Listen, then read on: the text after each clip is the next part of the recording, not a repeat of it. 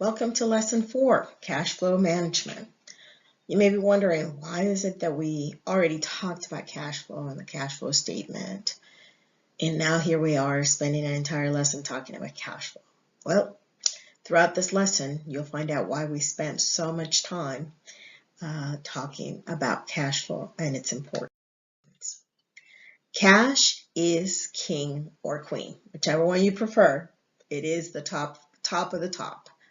Cash is the energy that keeps your business flowing the way that electricity powers up the lamp. Without cash on hand, you will not be able to pay essential expenses, even while the income statement says that you're earning a profit. So it's important for you to know that even though the profit and loss statement or the income statement say, hey, there is a profit here, you may not be able to pay for your expenses because cash has not been received or is not readily available. The success of the business, therefore, is dependent on cash from the moment the business starts through its entire existence. Managing cash flow is more critical than managing sales, because sales without cash receipts lead to a failing business operation. Managing cash flow must be a core competency of the small business owner. The balance sheet tells a compelling story. A cash flow statement continues that story.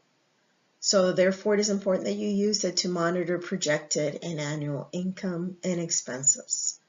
Understand that the cash flow statement is also the one that helps you identify variations due to seasonality, variations due to product shortages or material shortages.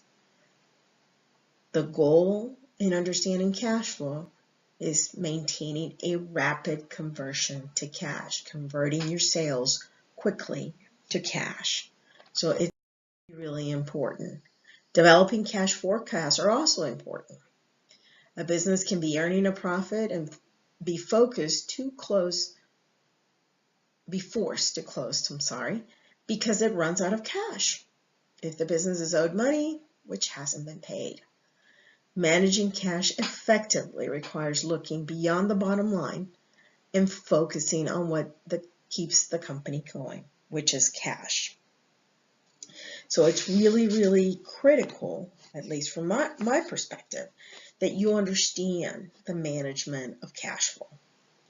One immutable law for keeping a business going is thou shalt not run out of cash.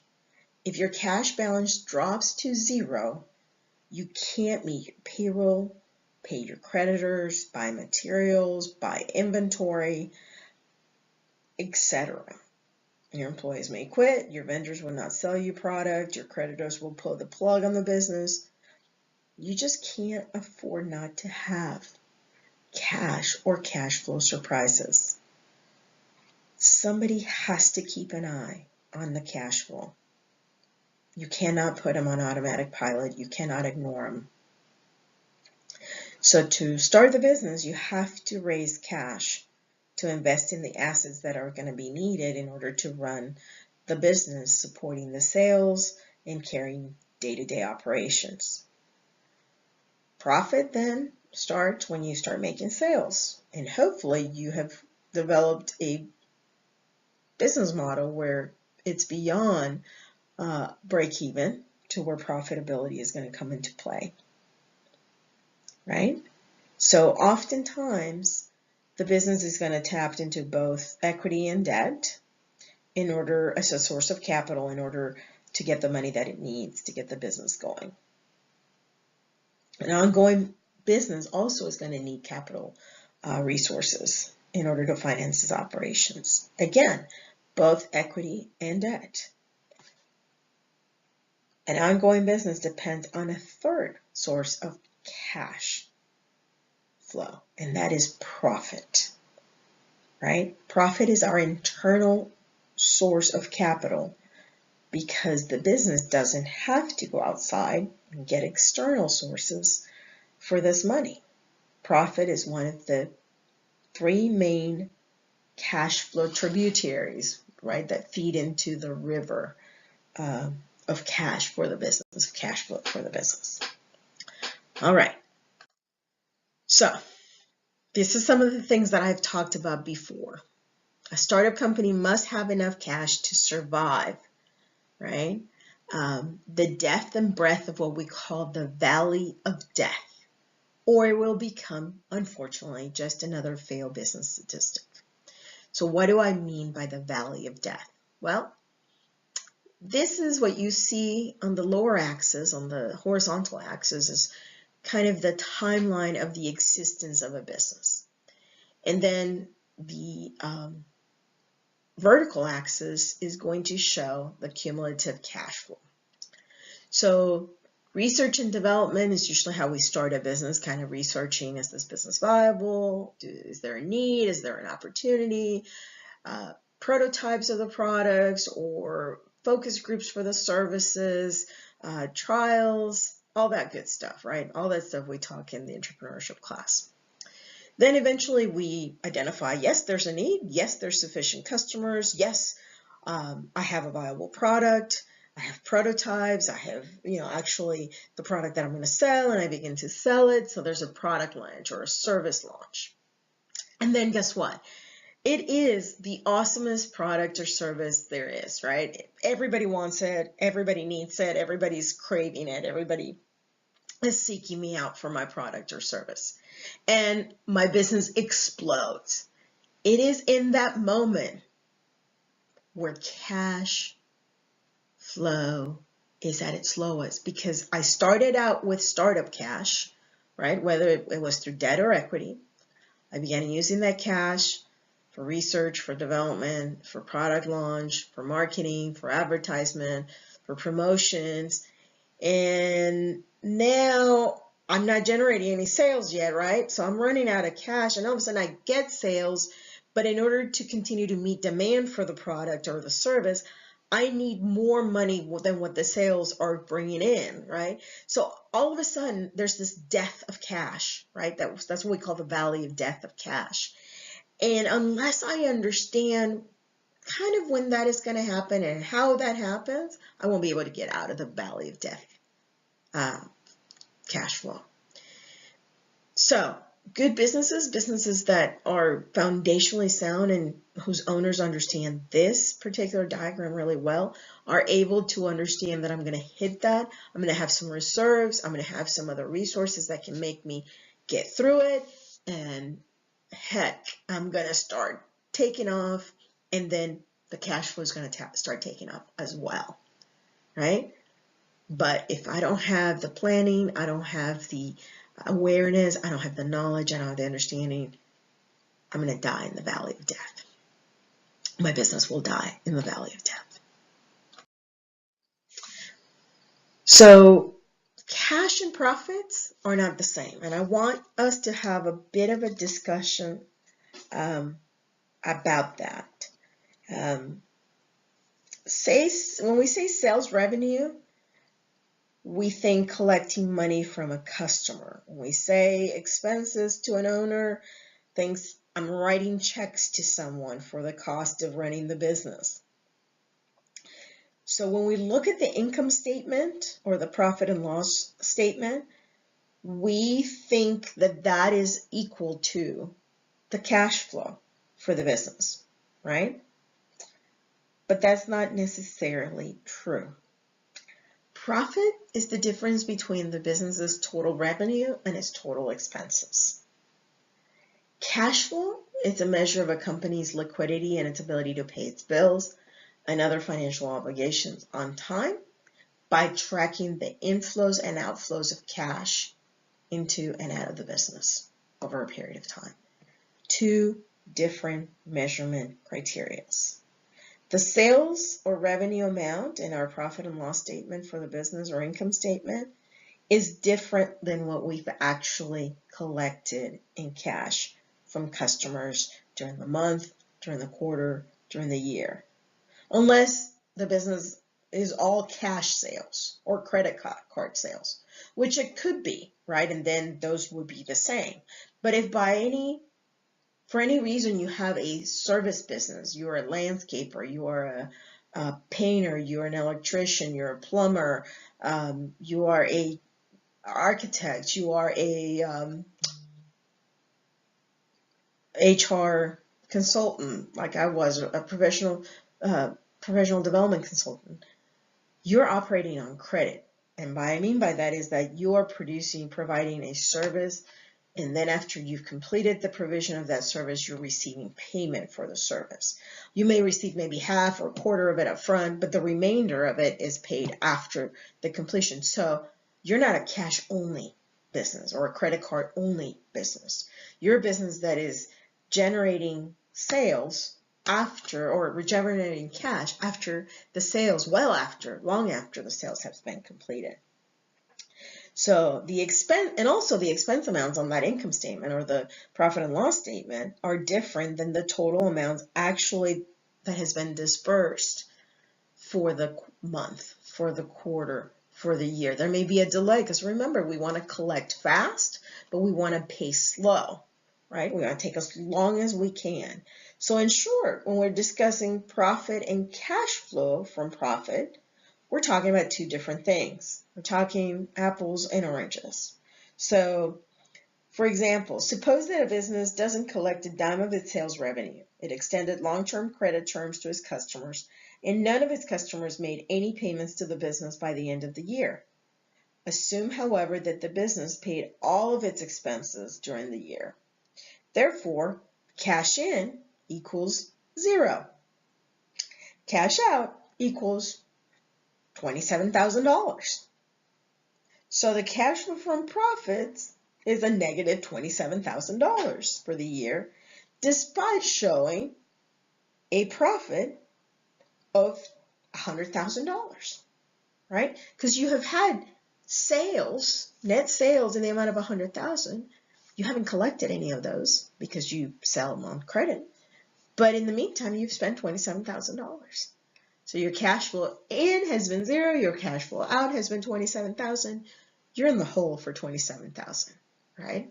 And so potentially the business hasn't made any money, even though the profit and loss statement says that you have. Suppose that the business instead collected all of its sales revenue for the year. However, it has not paid a dime in expenses yet. Its vendors, its suppliers, its employees agreed to wait for payment until next year. Highly unlikely, but we're going along with it. Therefore, cash in equals 100,000. Cash out equals 0. So the profit and loss statement, the income statement is going to say, hey, we made $100,000. That's our, net profit. Not really, because you haven't paid anybody for any of your expenses, right? The balance sheet would tells us that there's wages payables and that there's accounts payables. But the income statement is not going to tell us that. That is why I said earlier, the balance sheet begins to tell the story of cash flow. The cash flow statements completes that story. So for a proposed business, the focus is on its ability to generate positive cash flow in the shortest possible amount of time. Again, the goal is cash flow, not profitability. Profit, by all means, profit is desirable, but what pays the bills is cash. So I can have a profit amount show up on my income statement, but until I show that cash amount on my balance sheet or on my cash flow statement, I'm not too happy just yet. So in the financial statements, a business cash flow from operations is what we call EBITDA, right? Earnings before interest, taxes, depreciation, and amortization. The EBITDA equation equals net earnings plus interest plus taxes plus depreciation plus amortization. Okay? So when we're thinking about EBITDA, that's what we're thinking. That's what we're talking about. Here I show kind of this cycle that cash flow follows in a business. We receive cash, and cash is decreased when we have accounts payables, we have vendors, we have creditors, We have material we have to buy. We have that we pay over a period of time. We make cash purchases for production purposes, right? We make cash purchases for inventory. There's a leakage kind of shows. It means that inventory sometimes walks out, disappears, it's unaccounted for. But hopefully, right, I have cash that I've converted into inventory, which then is generating cash sales when I sell that inventory, and also hopefully accounts receivables when I sell inventory on credit. And that also creates leakage, because think about it, sometimes the vendors and the customers, don't pay on time, don't pay at all. And that brings cash back into the business. So this is kind of the cycle that cash flow follows in a traditional sense. 3 views of cash flow that we would want to be aware of and that we would want to follow. All right. So cash conversion cycle, cash flow diagram, and the cash flow state. The cash flow statement is what we're going to look at last. A cash conversion cycle consists of 3 components. The business pays for raw materials, business makes for products or delivers a service using those raw materials, and the business sells their product or sells their services. The trick is to know how long it will take to complete the entire cycle, right? The rate of conversion of going through the whole cycle impacts how quickly we get cash back into the business. If you have a very short cycle, great news. You buy inventory, buy raw materials, convert it into inventory, sell that inventory and turn it back into cash quickly, puts money back into the cash flow statement, great news. If you have a long cash conversion cycle, you will not be able to use the money while an inventory is sitting in your office, in your warehouse, in your storefront, whatever it is that you have. Then you have fixed assets, which are usually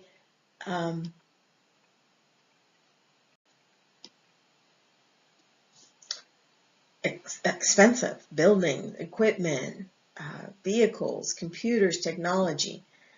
If you purchase an expensive fixed asset, that ties up cash, whether it's in the form of having to pay up front or having to pay more over time.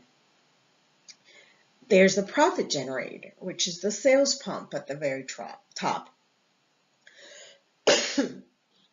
If we keep that sales pump going, we are constantly pumping cash flow back into the system. There's the accounts receivables bucket. So you may make a sale but not receive your cash until later at some point. Ultimately, you want to convert accounts receivables as quickly as possible into cash. So it flows into the center of that tank where it says available cash. Some accounts receivables will never be paid. They will become, bad debt. Some of them, you'll have to either hire a collections agency or hire somebody to try and collect on that money. If you are unable to collect on the accounts receivables after 90 days, then the assumption has to be made that that money is never going to be collected. So when you create or you choose to offer accounts receivable, credit to customers, you have to consider the possibility that this will happen, and you have to consider the impact that this may have on your business. On the other hand, you have accounts payables, and that's in the center tank there, and we show it up as grids, or really we wanted it to be bricks. This is money owed to vendors and suppliers who have extended credit to us as the business owners, but we have yet to pay for those services or for those products. We still have use of that money as long as it's in the available cash bucket, but at some point, you're going to have to pay, right? So the bricks elevate the water. Instead of having to pay for a product or service, you can use that money for inventory or for marketing or for other bills that you may have to pay. So it's a balancing act, and it's one that you have to be careful with, but it's something that once the available cash is there, you can kind of have some flexibility. It is challenging to balance accounts payables and accounts receivables. You, again, want customers to pay quickly, but you want to be a customer that pays slowly, right? So you want quick inflows, slow cash outflows.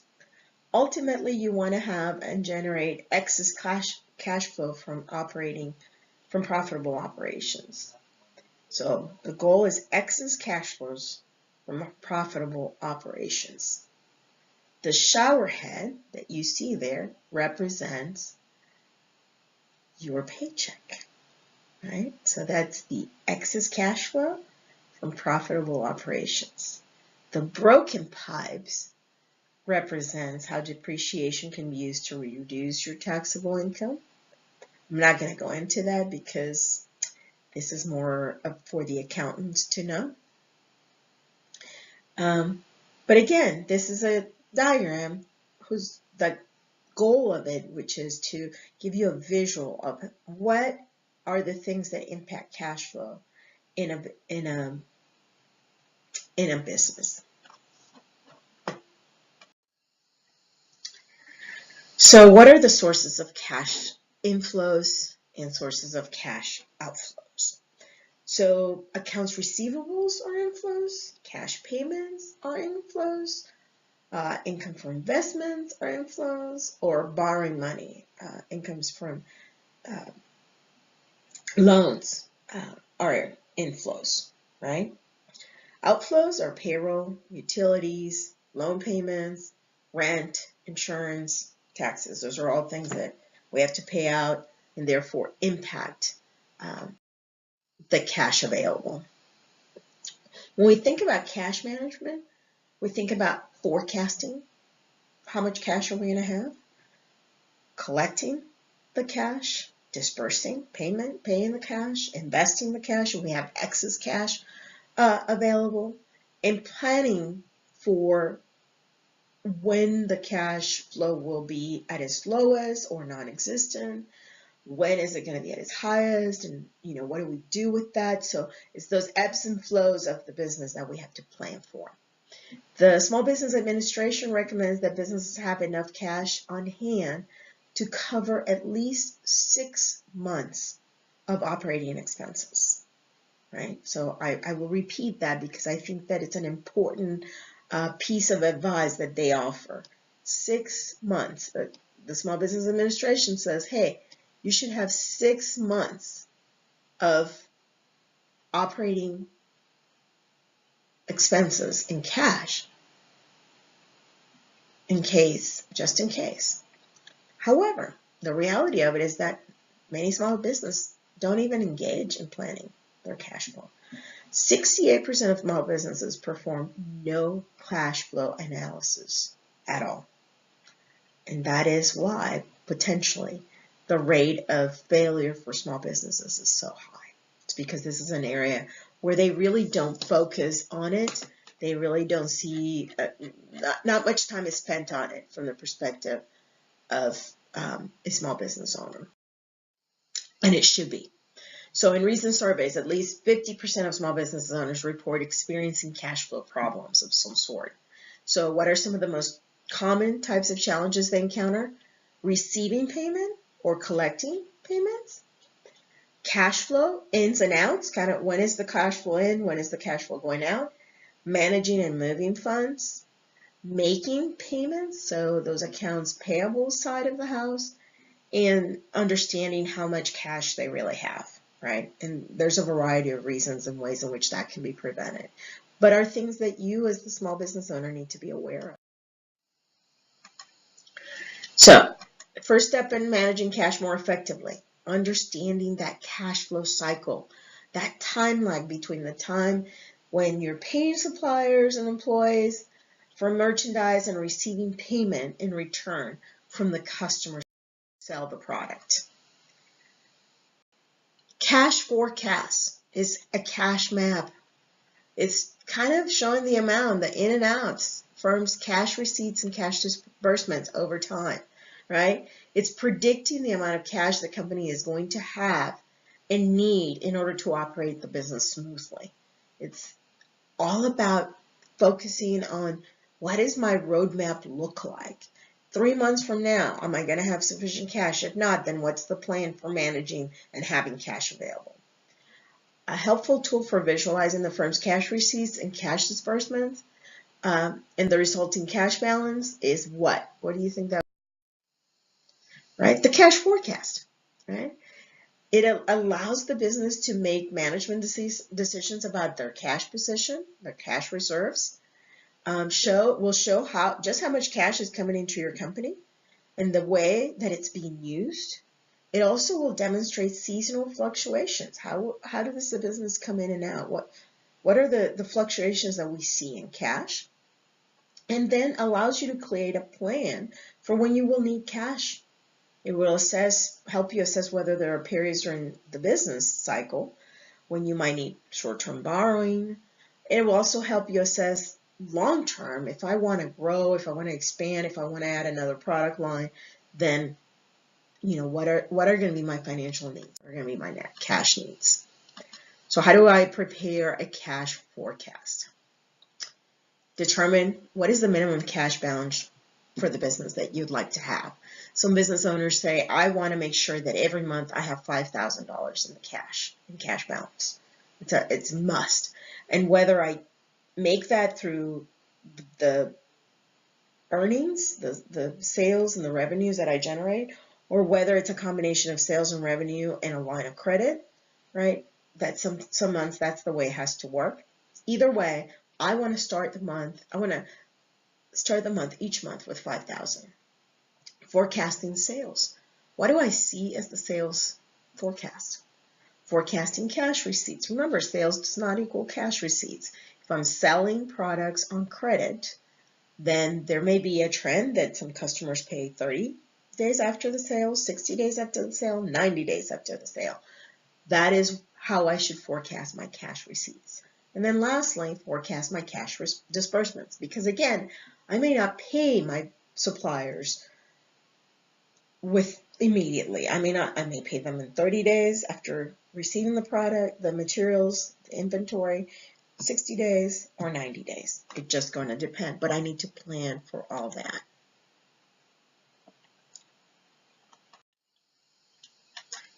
So how do I determine a minimum cash balance, right? That's cash on hand. What is in our checking account as a business? What is in our savings account as a business? What is on petty cash for the business? And any other cash accounts that you may have. The most reliable way of identifying what is the right minimum cash balance is based on what your past experience is.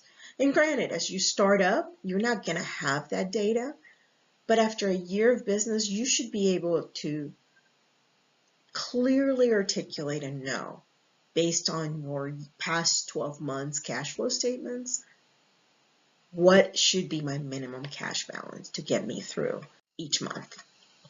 Forecasting the sales,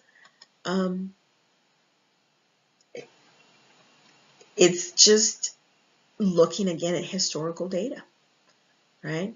Sales are usually converted into cash receipts and cash disbursements. So cash forecast is only as accurate as that sales forecast for where it comes from. And again, if you're a startup, you may not have very accurate sales forecast. You may have to use industry averages for sales for businesses similar in size to yours, in a similar location, similar industry. But after the first 12 months of operation, you will need to have, and that's what we talked about earlier in a different lesson, a good method by which you forecast what your potential sales are going to be. Historical data would be your best friend, but other trends will also impact. Historical data of sales, for example, in 2006 would have said that the year 2008 would have been a phenomenal year, right, for businesses, but it was not because of changes in the due to the financial crisis. For a business that started right, that started right before Amazon kind of came on board, Their sales may have been historically really well until now Amazon has taken some of that business away from them. So it's just going to depend. You're just going to have to rely both on historical data, industry data, and a good understanding of what are the external factors that may impact your business financial forecast.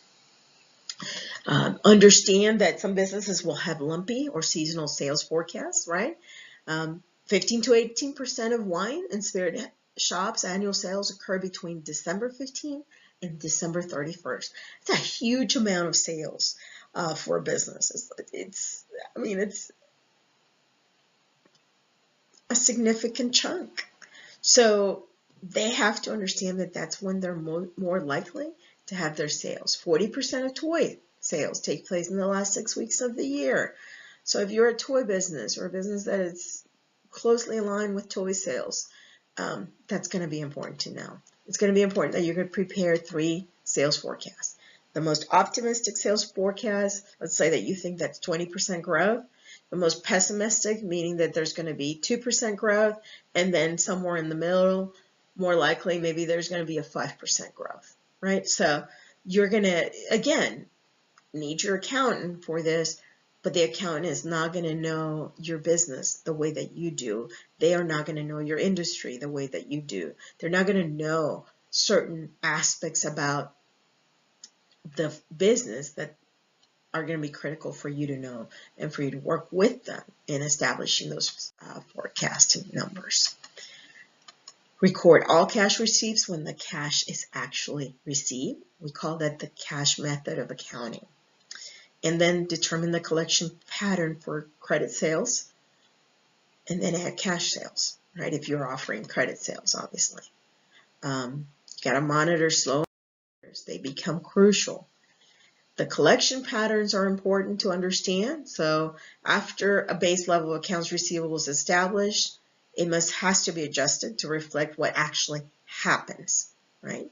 So it might be to assume that 90% of accounts receivables will be collected within a quarter in which the sales occur, 9% will be collected in the following quarter, and 1% are going to have to be written as bad debt. Obviously, historical data will be the best indicator to help you make those adjustments. So here's kind of some information on probability of collecting accounts receivables and how as time moves. At 3 months, you're only looking at about 72%. By 10 months, you're only looking at 28.4%. So significantly decline in the possibility that you're going to collect. So forecasting cash disbursements, record them when you expect to make them. Start with those that are fixed amounts due on certain days of the month. Review that checkbook to ensure that you're looking at actual numbers, right?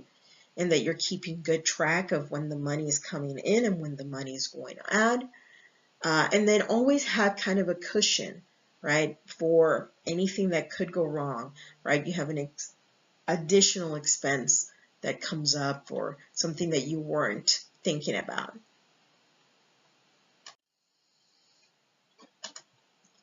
So what are the goals of cash management? Well, increase the speed at which you're getting cash into the company, slow down the speed at which you're getting cash out, and make the most efficient use of the cash that you have available.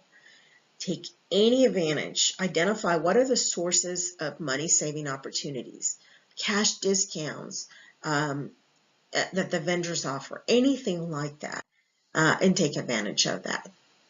Finance seasonal business needs. So if you know that your business is that liquor store that sells 15% of its sales between December 15th and the 31st, then have a line of credit in the month of December to purchase the inventory rather than use the cash that you have available in the business, right? Because the line of credit will give you time frame to maybe pay that line of credit in January. Well, now your sales have happened and you can pay back the money that the line of credit afforded you.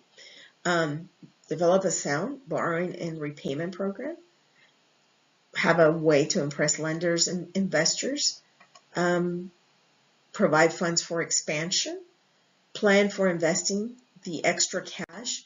I know cash is king, but sometimes you want to keep that cash making more cash for you, not just sitting in a bank.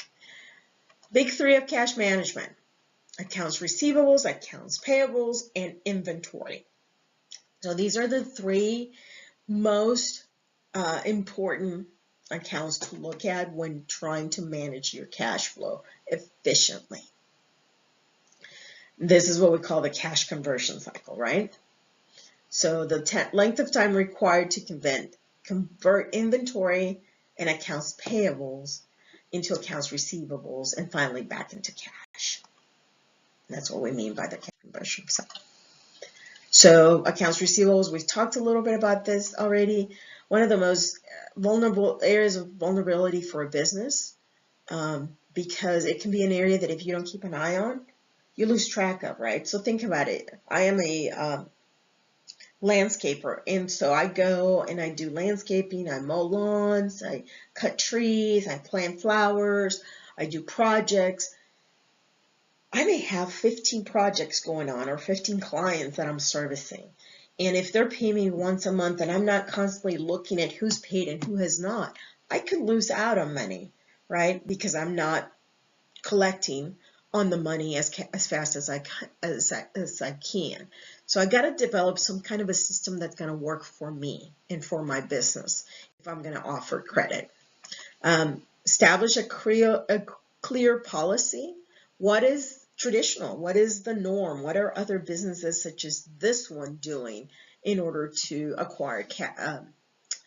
establish payment practices, collection policies? What is going to be my credit granting policy?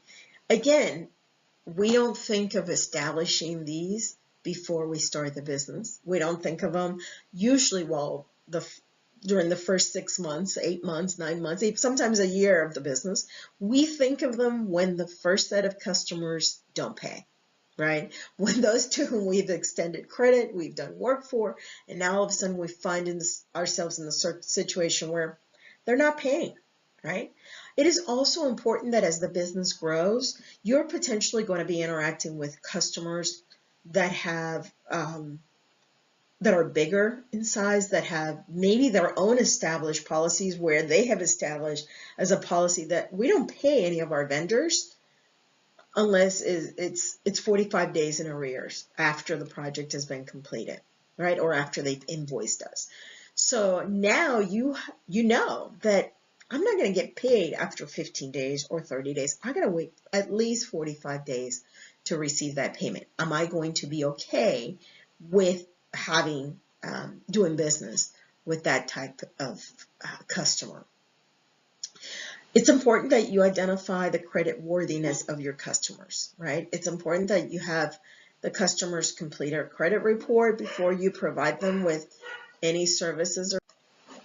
So have them provide with the name of other customers or other vendors they do business with as references, and check with those references. Do they pay on time? Do they pay 30 days late, 60 days, 90 days? What is their payment history? Have they been consistent on it? If you're going to extend credit to customers, just like somebody would check on your credit to extend you credit or give you a loan, you should be doing the same as a business owner. Accounts receivable. Well, some of the techniques that you can utilize is include a description of the goods or services that were purchased, send invoices as soon as goods are shipped or services rendered.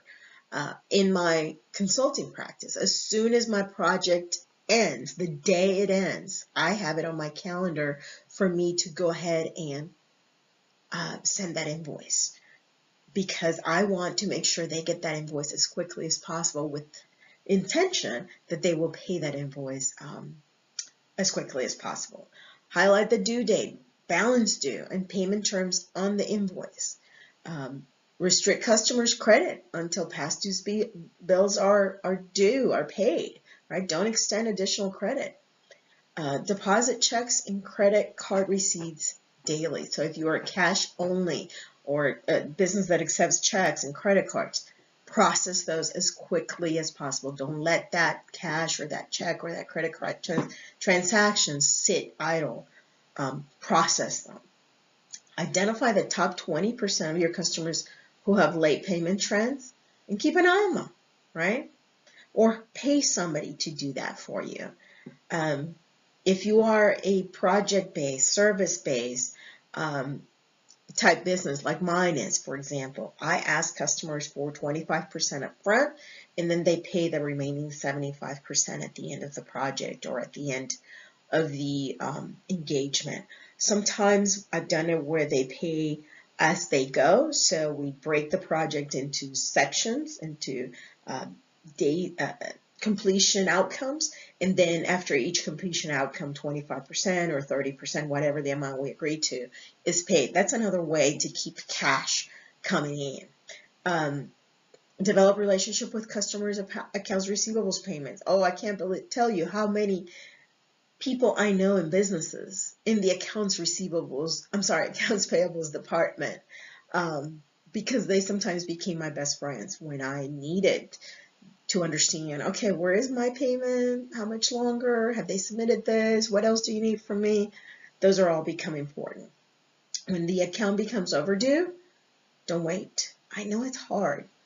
This is one of those hard things in being a small business owner. You are the person that wants to be pleasant and nice and kind and offer solutions and sell them more product or sell them more services.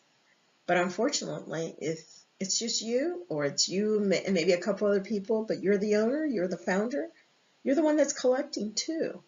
And wearing both of those hats, it can be extremely uncomfortable, but there's no other option. Track results of your outcomes, right? Good customers will expect to pay their bills within 5 to 10 days after their due date. Bad customers will pay only when they're forced, right? Even if they have the money. And at some point you have to evaluate, do I want to keep a bad customer? It's just something that as a small business owner, you get the opportunity to evaluate and the opportunity to do. But also you may have, again, as you grow, as you become better known, there's going to be potentially bigger businesses than yours that are going to already have established accounts payable policies that say, well, we don't pay any invoice until after 30 days of receipt or after 30 days of engagement ending. And so those things you're going to have to account for as you go through these policies. A couple of ratios that help you as an entrepreneur, as a small business owner, understand whether your accounts receivables are good. We talked a little bit about this in ratio analysis. I'm rehashing it here to kind of highlight for you why it is important to understand this ratio. Is days receivables, right? Number of days it takes your business to collect accounts receivables, or the number of days on average that it takes the business to convert those receivables into cash. So outstanding receivables divided by annual sales, which are divided by 365 days. A way in which you can identify that. The lower the receivable number, the better. But the best way to understand whether or not your receivables are in line and in check is to check them against industry averages and make sure that they're not above what the industry averages ratios say about days receivables.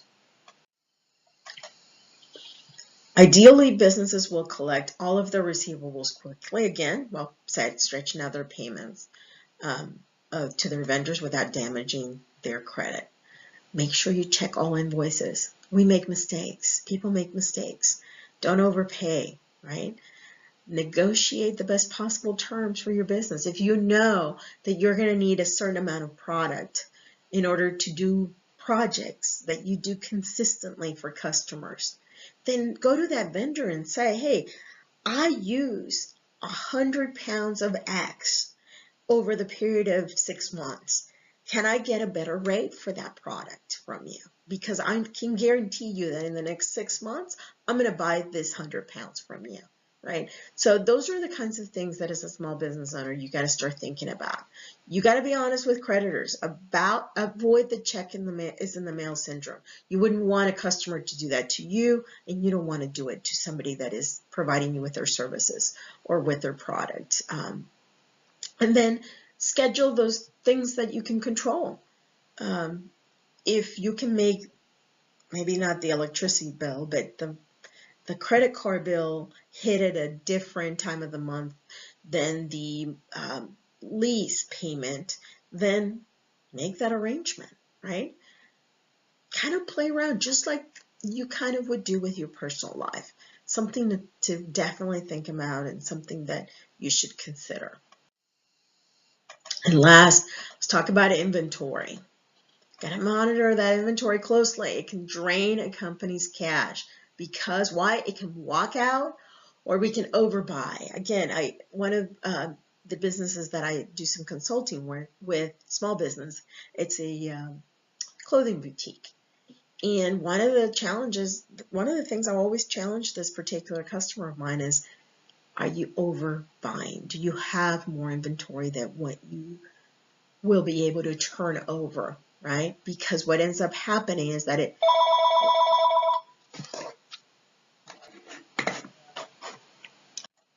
because one of the things that ends up happening is that once you convert that inventory, once you buy that inventory, your cash is gone, right? The actual cash available is no longer available.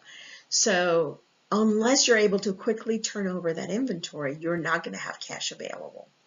So that's kind of the balance, is in a boutique like hers, you want to have sufficient enough goods for people to come back time and time again and be interested, but you don't want to have too much that's tied up in inventory, right? So you can arrange for inventory deliveries at the least possible date. You can negotiate quantity discounts if it's something, again, that you buy in large quantities. Consider having suppliers that maybe can make fast, frequent deliveries.